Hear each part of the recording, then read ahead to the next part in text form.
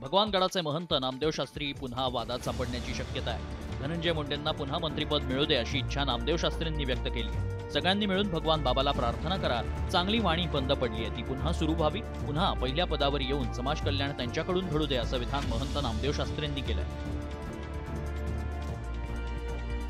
भगवानगडाचेच आता आपण जाहीर केलेले आहे त्यांना, त्यामुळे तुम्ही काही टेन्शन घेऊ नका। त्याचं मोठा कार्यक्रम करू आपण।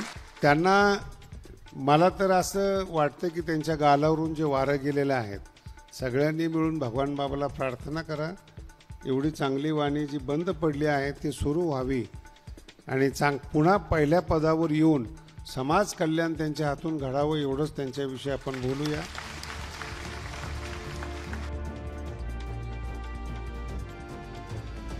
सरपंच देशमुख हत्या प्रकरणात शास्त्रींनी मुंडेंना समर्थन दिल्यानं वाद झाला होता। आता या नव्या विधानानं वाद होण्याची शक्यता आहे।